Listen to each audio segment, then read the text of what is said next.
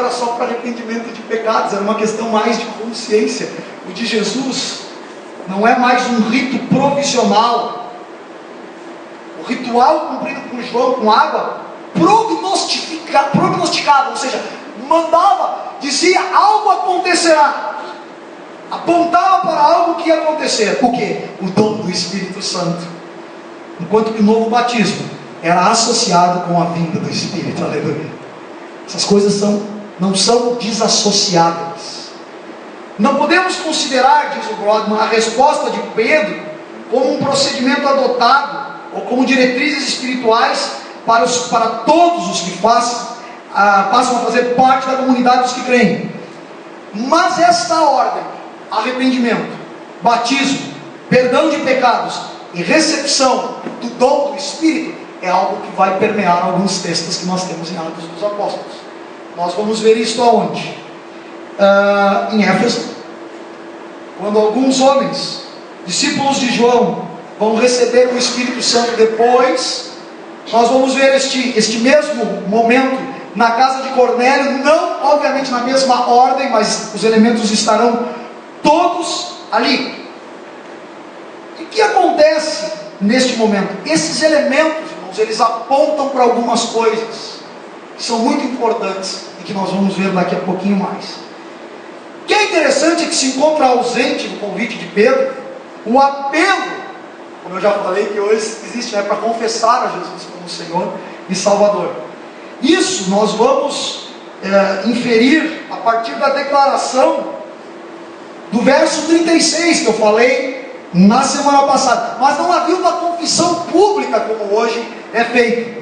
E também sugere o batismo em nome de Jesus como uma fórmula antiga usada no batismo, que significava o quê? Que a pessoa que se submetia ao ritual havia crido em Cristo. Irmãos, hoje nós temos não é a nossa, isso que Pedro está propondo, esse padrão, ele não se repete da mesma forma hoje. Hoje a pessoa crê em Cristo e demora um tempo sendo feita uma catequese com ela, para que ela entenda de fato o que significa batismo, e depois ela vá às águas. Talvez porque na época o batismo já era algo de uma compreensão um pouco maior, mas geralmente crer em Cristo e batismo estão extremamente associados. Uma pessoa que creu em Jesus e não se batizou, alguém vai dizer está salvo ou não está? Isso é outra questão. A questão é uma só: esta pessoa está em falta. Cristo deu um mandamento: quem crer e for batizado será salvo. Essas coisas têm que estar juntas, até porque aqui no caso remetia também a uma confissão pública daquilo que era feito lá dentro, e que como não havia essa confissão que às vezes se faz num culto, eu aceito a Jesus, ou eu creio em Jesus, ou um momento desses, o batismo ele selava de forma visível aquilo que já havia selado no coração daquelas pessoas que haviam crido em Cristo. Eles nunca estão desassociados. Ele vai também dizer que logo após o batismo em águas, estes homens receberão o dom do Espírito Santo. Aqui nos coloca numa saia justa. Por quê? Porque a linha pentecostal, de teólogos sérios pentecostais, certo? Existe uma gama de teólogos pentecostais extremamente sérios. Esse órgão é um. Vão dizer o seguinte, que este dom do Espírito, ele tem algo a ver com a semelhança pentecostal, ou é parecido com essa experiência pentecostal que os homens tiveram. Não igual, evidentemente, não tinha vento, não tinha som, mas geralmente tinha alguma coisa a ver com língua estranha ou com algum sinal. Os que não são pentecostais, eles vão dizer que este dom é dado logo no momento do batismo e da conversão da pessoa, está associado com isso. Davi me mandou um excelente documento da igreja presbiteriana, dizendo que eles creem sobre isso. Mas aqui a gente pode descansar, tanto um quanto o outro mostram o seguinte: tanto essa segunda bênção pentecostal, como alguns acreditam, como a regeneração, eu associar a regeneração a esse dom do Espírito, tranquiliza os crentes de uma coisa: o Espírito Santo está neles, vivendo neles, é o Deus vivendo com eles, e mais, os impulsionando e os capacitando para realizarem a obra de Deus aqui na terra. Independente da ênfase que é dada, ou independente até mesmo do conteúdo que cada um enxerga estar contido nessa doutrina, o Espírito Santo é um Deus conosco. capacita e que faz com que nós, ao invés de ficarmos com braços cruzados, saiamos, vou usar o termo do nosso pastor, revitalizados. Igreja que não faz missão não é igreja. Já falamos sobre isso aqui. Anos atrás, a palavra missa, inclusive, vem daí, né? Quando se terminavam os cultos, se dizia que a igreja, ela de missio est, ela tem que sair para a rua. Ela tem que ir aonde estão as pessoas. O grande perigo que às vezes nós corremos é de viver num ensimesmamento. É bom estarmos aqui e sermos nutridos, aliás, não é bom, perdão, falho, dizer que é bom, é essencial. Não se tem como não existir, nós já vamos ver isso daqui a pouco. Não há como existir igreja também sem os elementos basilares da fé cristã. E um deles é esse, estarmos sendo alimentados e ensinados com o verdadeiro evangelho. O problema é, quando nós ficamos só nisso, e nisso, e nisso, e aqui no Jardim Botânico os nossos vizinhos vão morrendo, porque quando termina o culto, eu e você muitas vezes vamos para os nossos lares e não compartilhamos Cristo com as pessoas que aqui estão, e não só nisso, na nossa esfera de vida também. Atos vai acontecer o seguinte: esses homens foram tão embebidos de Deus, eles mergulharam tanto em Deus, que eles começaram a pregar, aquilo era a vida deles. Eles não tinham uma desassociação, uma dicotomia, como às vezes a gente tem. O Davi que fala muito disso, né? A dicotomia do sagrado. Hoje eu falei ainda lá no retiro, a dicotomia do sagrado, a dicotomia do que é profano. Não, a vida cristã é a vida cristã, e eles sabem, isso é vida para eles.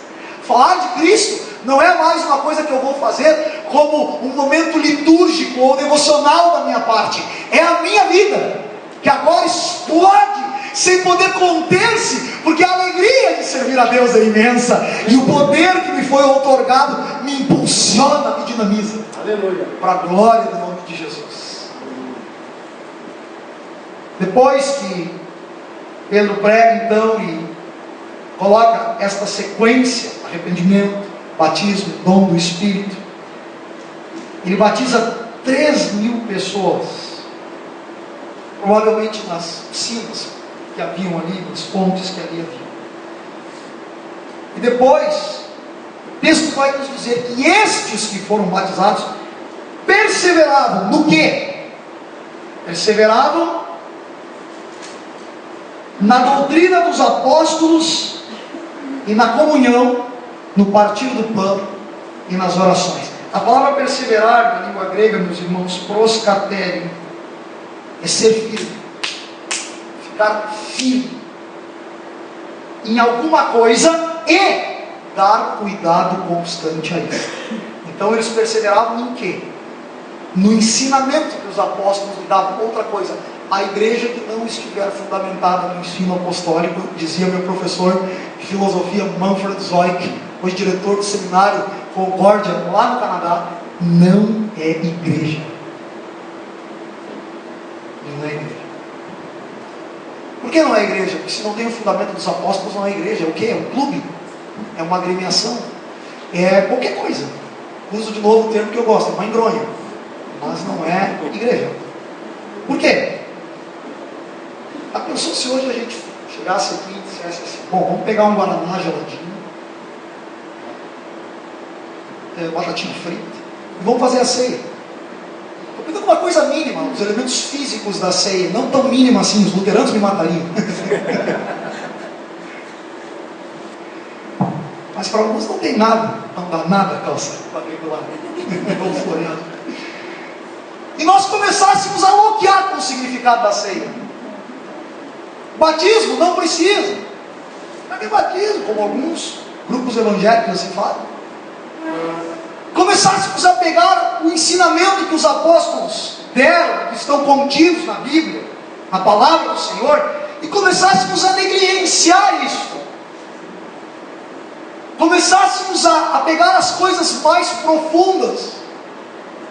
Olha, Jesus é Senhor, mas não é bem assim. Eu sou o Senhor da minha vida em algumas áreas. Eu comando a minha vida em alguma coisa. Se nós fizéssemos isso, simplesmente nós não éramos igreja. Se nós não olharmos para o que os apóstolos ensinaram, meus irmãos, não somos igreja. Por isso que a partir de março, conclamo você a levantar um pouquinho mais cedo da cama, nós vamos estar estudando um credo aqui, para que você entenda do que se fundamenta a sua fé. A pior coisa que tem é quando você chega para uma pessoa e diz assim: do que se fundamenta a sua fé? Não posso ver TV nem chupar picolé. Mas é o que fundamentou a crença de muita gente durante muito tempo: nem jogar futebol, nem usar brinco, nem isso, nem aquilo. Tudo bem, até entendo que isso algumas pessoas desprovidas de um conhecimento, instrução, pensassem nisso e, por mais que seja engraçado, como a gente ri, tranquilo. A grande questão é que cristãos que se dizem reformados, às vezes não sabem nem fundamentar o que creem. Tem que se saber fundamentar o que creem. Doutrina é importante porque ela nos leva a um relacionamento com o Cristo certo. O Cristo errado não é o Cristo.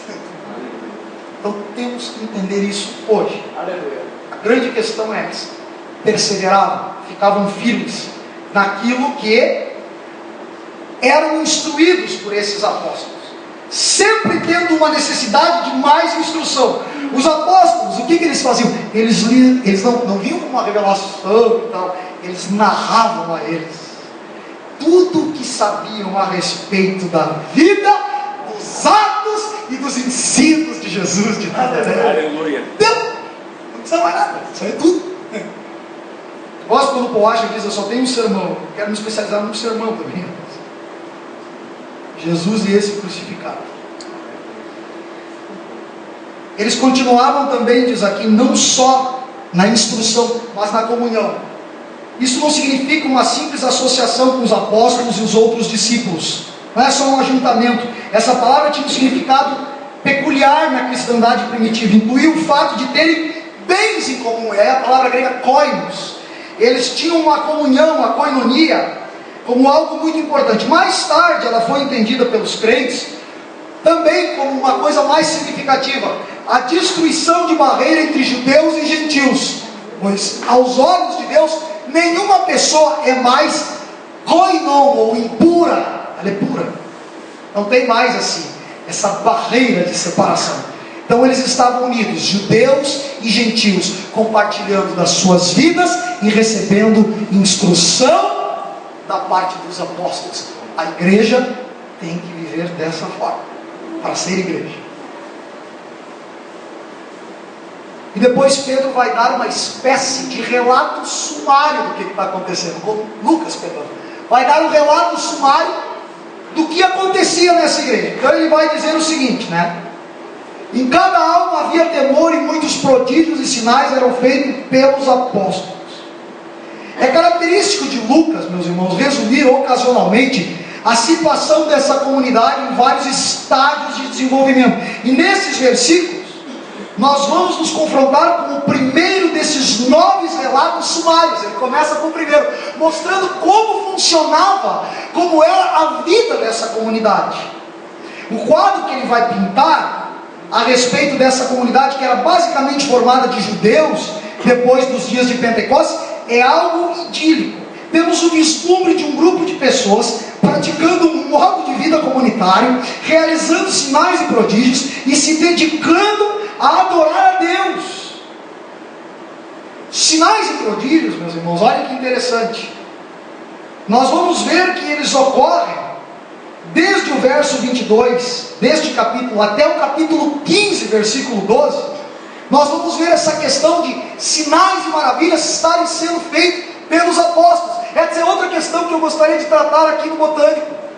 Às vezes, vou quase que parafrasear, nunca vou me esquecer disso. Um dia o nosso pastor pegou um sobrinho seu que parece que estava com um problema de crescimento e orou por ele. E eu havia pregado uma mensagem contra essa fanfarronice dos pregadores neopentecostais e das promessas de cura exacerbada. E não me esqueço das palavras que não era o meu pastor na época, mas ele disse: o fato de existirem estas coisas não deve fazer com que nós não oremos, porque o nosso Deus é soberano, e se Ele quiser, se Ele quiser, Ele poderá curar. Se não curar, continuará sendo o mesmo Deus. Aleluia. Mas nós, às vezes, no afã de não nos identificar identificarmos com esse neopentecostalismo, temos perdido a nossa identidade pentecostal. Lembro de uma coisa que o Davi contou. Agora vamos segurar um pouquinho aqui para não chorar. Davi disse que logo estava começando a pregar, está indo para um lugar, se o relato estiver mais ou menos já está bom, tá? O que eu me lembro dele? Tu estavas indo, parece que pregar num lugar, e Deus te orienta a ir em outro lugar. E daqui a pouco sai o filho de um irmão correndo. E o irmão olha para o Davi e diz: Davizinho, tu veio. Porque Deus já havia revelado ao Davi, àquele irmão, que o Davi iria para pregar num determinado lugar. É isso? Está certo o relato? E o Davi disse: irmãos, irmãos, não, disse Gabriel, nós experimentamos coisas transcendentes, um verdadeiro Pentecostes. E hoje parece que essas coisas foram relegadas a um plano. Não é uma questão aqui, meus irmãos, de querer trabalhar com essa ideia. Oh, nós somos pentecostais, temos que manivelar e fazer as coisas acontecer. Mas às vezes a gente relega tanto que sufoca algo que Deus está para fazer. Quando eu digo sufoque, eu sei que se Deus quiser fazer, não tem ninguém que sufoque, mas eu digo, nós deixamos de usufruir de algo que é presente na vida de todo aquele que crê em Cristo, que é a possibilidade, a partir do poder de Deus, que é dado àquele que nele crê, experimentar uma vida também de sinais e maravilhas. É óbvio que os sinais e maravilhas não são um fim em si mesmo. Bem pelo contrário, aqui nesse contexto, eles estão apontando o quê? O Messias chegou, Ele é poderoso. Essa é a mensagem central de Atos. Eles não estavam preocupados em mostrar que Jesus tinha poder. Eles já sabiam isso, meus irmãos, e as pessoas também. Agora, às vezes, por meio de homens e mulheres como nós, Deus também utiliza estas coisas para mostrar que Ele é Deus. Não que Ele necessite disso, mas Ele utiliza este meio também. Prodígios e sinais eram manifestações válidas na inauguração do movimento do cristianismo, do reino de Deus que chegava. E nos sinais e maravilhas, o que se vê também? O reino de Deus avançando e destruindo parcialmente aquilo que um dia será destruído totalmente na glória. O reino de Satanás, as doenças, as trevas, a opressão maligna. Não temos aquela velha tensão, já e ainda não temos completamente isso. Um dia teremos na glória, mas já temos vislumbres, quando assim a soberania de Deus quiser fazer no nosso meio algo. E mais, além de sinais e prodígios, eles tinham tudo em comum. A comunidade cristã judaica possuía um forte sentimento de companheirismo. Estavam ligados a um Senhor comum, participavam de uma experiência comum, e levados pela comunhão desse relacionamento íntimo, eles compartilhavam o que tinham. Os crentes vendiam as suas propriedades e contribuíam com o seu trabalho para um fundo comum. A distribuição para os necessitados era administrada, a princípio pelos apóstolos, porém mais tarde pelos 7 que foram chamados de diáconos. No verso 45, há um verbo na língua grega, e ele está no tempo imperfeito, ou melhor, 3 verbos, que nos força a concluir que a venda de propriedades na igreja primitiva não foi uma ação compulsória. Coitadinho dos apóstolos de hoje, esses safados que deviam estar tudo presos. Irmãos, desculpa, saia de mim quando eu falo desses camaradas. Eles deviam estar presos, está na cadeia. Talvez lá eles se arrependessem, como foi Jim Baker. Jim Baker era um desses, quando foi para a cadeia. Quero um dia trazer aqui para ler para vocês a carta do Jim Baker na cadeia. O que é o poder do Evangelho transformando uma pessoa. Ele dizendo: o que eu fazia? Enganava as pessoas, mas agora eu tive um encontro com Jesus. Aqui dentro. Um império ele tinha, era um desses televangelistas. Aqui, muita gente não pegou esse tempo dos televangelistas, né? Mas alguns pegaram, tipo Suéber, tem toda aquela turma. Famosos.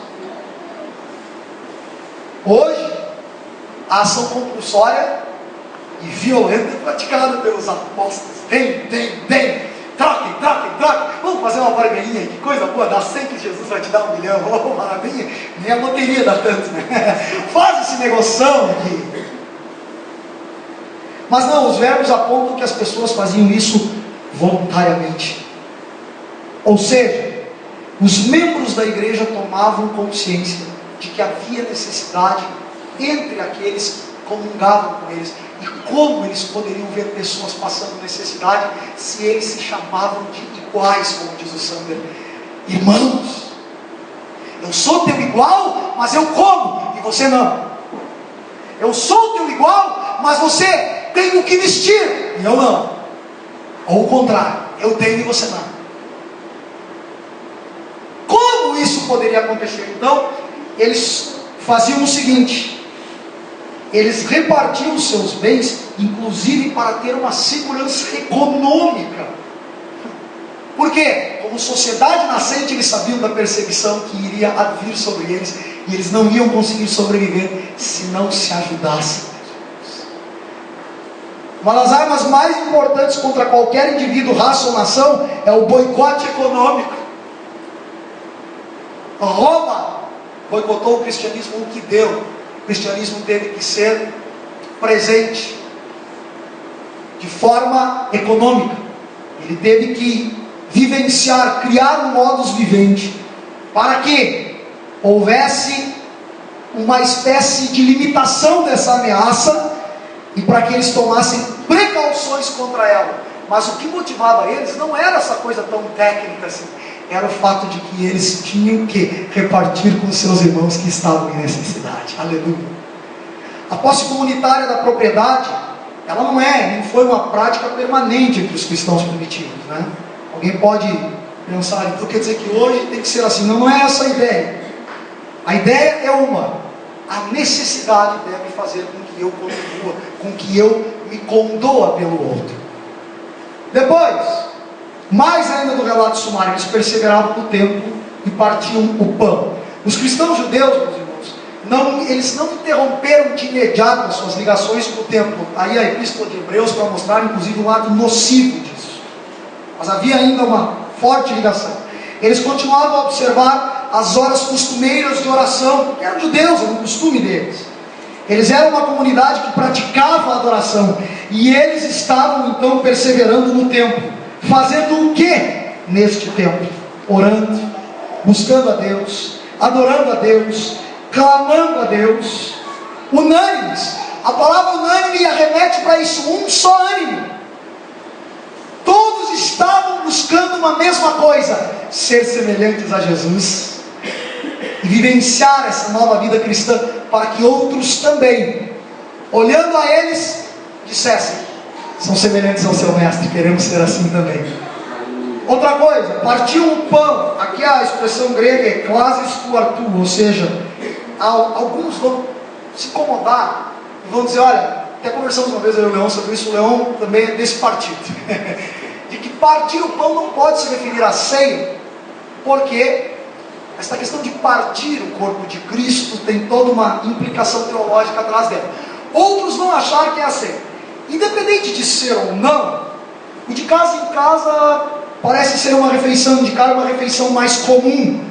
Aquelas ceias ágapes de amor que eles tinham, né? Não no mesmo conceito, evidentemente, de Corinto e grego, mas no conceito judaico. E aí é que a coisa pode ficar um pouco mais dúbia. Nós não temos como afirmar se de fato era ceia ou não, mas o que nós podemos afirmar é o seguinte: para o judeu, toda refeição tinha um quê religioso, ou se revestia de um caráter religioso. Então, partir o pão, por mais que não fosse esse ato que nós vamos celebrar hoje à noite, ele era revestido de um profundo significado religioso. Sempre que comiam juntos as suas refeições, de alguma maneira eles recordavam aquela noite que Jesus comeu na última ceia. Mesmo que aquele ato em si não fosse a ceia propriamente dita, arremetia para a ceia que os discípulos comeram com Jesus de Nazaré. A Bíblia diz que depois desse relato, Lucas insiste em dizer que, feito isso, esse relato, era importante dizer que eles louvavam com a simpatia do povo. A palavra simpatia é bem simples, né? Acho que a maioria aqui sabe. Simpatia, sofrer com. O povo olhava para os cristãos e diziam: essa gente sofre conosco. Não que eles estavam em sofrimento, embora há relatos, inclusive históricos, de que os cristãos participaram de grandes calamidades que houveram no início do século, e por isso muita gente se converteu. Mas aqui, simpatia no seguinte sentido: eles caminham conosco, eles estão conosco, eles estão dispostos a andar junto conosco, e nós gostamos disso, nós nos identificamos com isso. Que diferença, né, irmãos? Hoje os evangélicos são antipatizados por muita gente, e não é para menos. E o que se tornou a igreja evangélica? Vamos falar disso. Deus, o Senhor acrescentava-lhes os que iam ser salvos. Não é nem eu nem você. Eu e você não podemos fazer absolutamente nada, a não ser, aliás, nada não. Uma coisa muito importante: pregar o Evangelho, como diria o meu professor Baixo, meu querido, e descansar. Descansar de que a obra feita no coração do ser humano, como estamos estudando na quarta-feira, é obra totalmente daquele que vive e reina para todo sempre. Descanse, pregue o Evangelho, vivencie a vida cristã e deixe com o Senhor acrescentar à igreja os que vão ser salvos, assim como os que iam sendo salvos naquele período. Esses dias um comentário nos incomodou bastante, que a verdadeira igreja é aquela que ganha almas.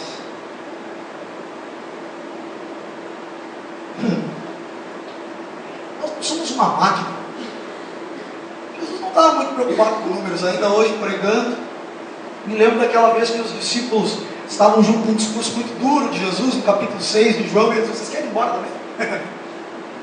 Não, Pedro, só tu tem essas palavras de vida eterna. Não vamos. Números é importante, eu gosto de ver a igreja cheia, mas eles são na medida em que eles são resultado de algo e não a coisa em si mesmo. Então a tarefa da igreja é uma só: é pregar o Evangelho de Cristo a toda criatura e deixar que o Espírito de Deus faça a obra. É com Ele, não conosco, podemos descansar nisso. Para encerrar, irmãos, o que nós podemos aprender além de tudo que já ouvimos? Primeiro, a relevância desse padrão do sermão de Pedro, aquilo que foi proposto por Pedro. E eu quero destacar algo aqui. Arrependei-vos.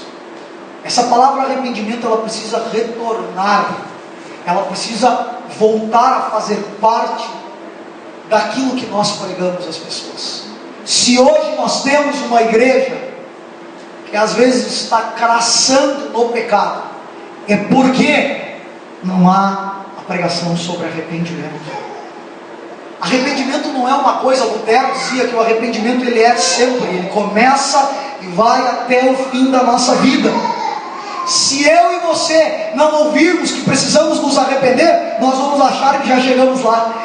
É preciso que sempre haja esta mensagem. É óbvio que a conclamação para que pessoas que não conheçam a Cristo, ou seja, vou usar a linguagem luterana, os impenitentes, os que não são crentes, os iníquos, os ímpios, é um tipo de uma conclamação. Para aqueles que já conhecem a Jesus, é outro tipo de arrependimento.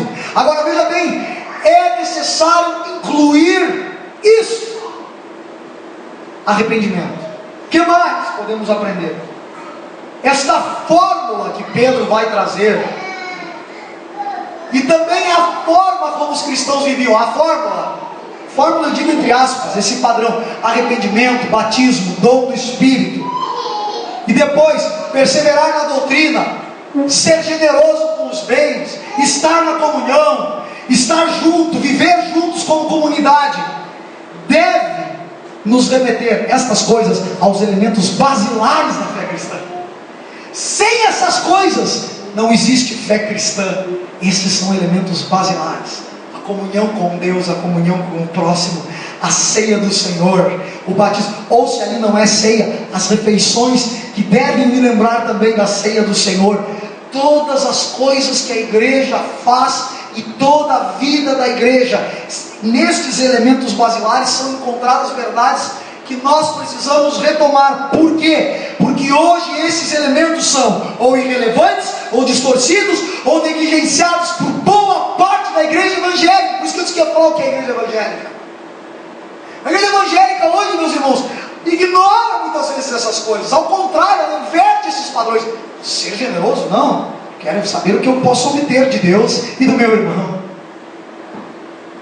Estar em comunhão? Não. Há igrejas que você pode ir, prestar seu culto e ir para casa. Extremamente vertical. Eu e Deus. Fui no culto, não sei nem quem é a pessoa. Vou lá, presto meu culto. Aliás, eu já ouvi muitos irmãos dizer: irmão, o negócio é o seguinte, para viver bem com Deus, vai no culto quietinho, aleluia, e vai para casa depois. Fica ali quietinho, faz uma oração, faz o Senhor, e vai embora. O que a pessoa pensa que é isso aqui? Desculpa, uma palhaçada? Em que eu venho aqui, Senhor, irmão Leão, e vou embora para minha casa. Mas assim a gente vive às vezes, ainda que a gente diga que isso não é o certo. Eu não tenho comunicação com ninguém, eu fico às vezes à parte da vida do irmão, eu não sei como é que funciona a coisa. E assim vai. A comunhão, ela deve nos empurrar, ela é um dos elementos basilares da fé. A comunhão horizontal precisa ser retomada. Não existe cristianismo sozinho. Nós somos comparados com uma ovelha que vivem em grei, que vivem em conjunto, que não são independentes uns dos outros. O meu problema é o teu problema, a minha dor é a tua dor, a minha vida é a tua vida.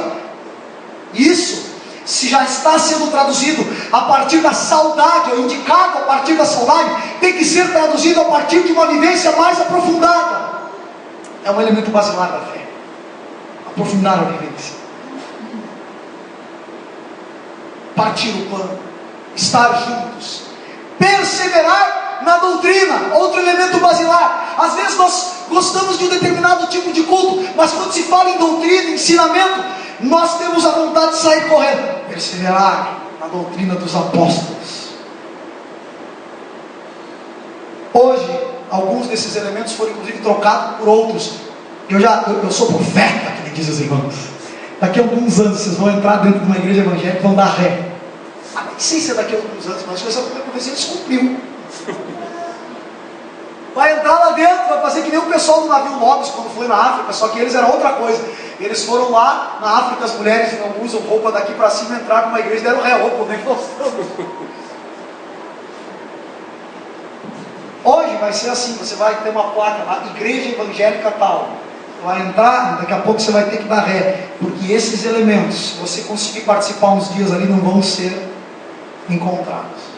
Outros sim, uma vida individual, que lhe promete coisas, que promete uma negociata com Deus, que promete uma vida distorcida, uma vida que não está fundamentada no fundamento dos apóstolos, e sim ensinamentos carnais, tirados sei lá eu da onde.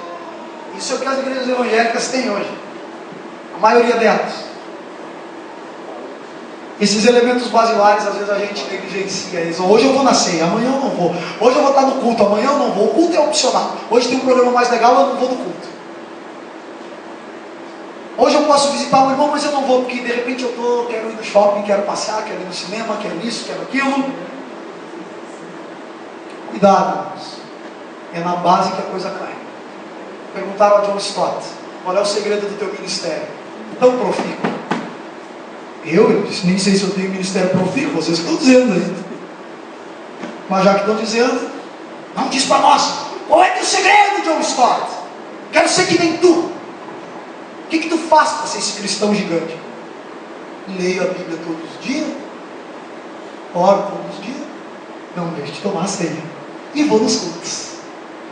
É óbvio que ninguém desenvolve uma espiritualidade profunda apenas nisso, mas essas são as coisas básicas, e a comunidade de Atos entendeu muito bem isso, e sabia que isso era cola, era aquilo que o Bebeto chama de unidade, o Bebeto dos seus termos, né? A unidade orgânica da igreja, era aquilo que fazia com que eles permanecessem firmes, perseverando, estando grudados uns aos outros e no seu Senhor.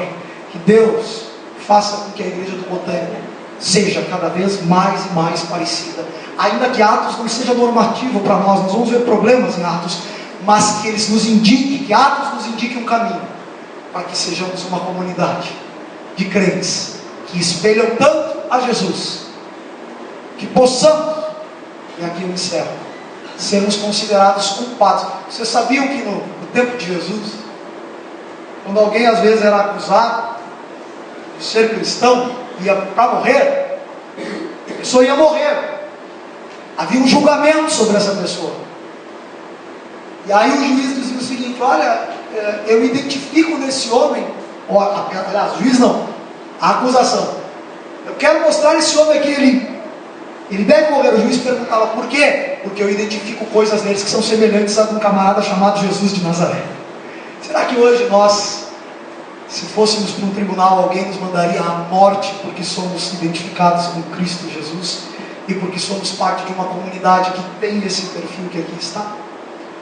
Deus nos ajude, que hoje à noite, ao tomarmos a Santa Ceia, que ela se revista de um caráter todo especial, como sempre foi, mas hoje vamos meditar nisso. A ceia é um dos elementos que une a comunidade cristã, é o ponto máximo do cristianismo. Ela aponta para a morte de Cristo, para a ressurreição de Cristo, para a volta de Cristo, elementos basilares da nossa fé. Deus abençoe a todos, em nome de Jesus. Amém. Vamos orar. Pode ficar sentadinhos. Senhor nosso Deus, nós te louvamos por este momento. Que sejamos desafiados a olharmos para esses elementos basilares da fé, para esse relato sumário que Lucas nos apresenta, e pedimos que o Teu Espírito nos sonde e que coloque em nós a seguinte indagação: o que podemos aprender com esses irmãos para vivenciarmos uma fé sadia e uma fé que não negligencia aquilo que é básico e aquilo que vem de Ti para a glória do Teu nome. Ah, Senhor, esses elementos sejam tais e também sejam fatores intensificadores e impulsionadores para que o Evangelho seja propagado. Que esta vivência nos faça querer pregar o Evangelho e viver ele na sua plenitude. Que esses elementos apontem para realidades que são extremamente importantes para aqueles que têm o nome de cristão. Em nome de Jesus nós oramos. Abençoe agora esse momento de Santa Ceia que vamos ter, que neste memorial, que neste ato tão sublime, onde nós celebramos Tua morte e ressurreição e apontamos para a Tua vinda, que possamos hoje meditar naquilo que Tu tens nos ensinado nesta noite. É o que nós oramos e agradecemos em Teu nome.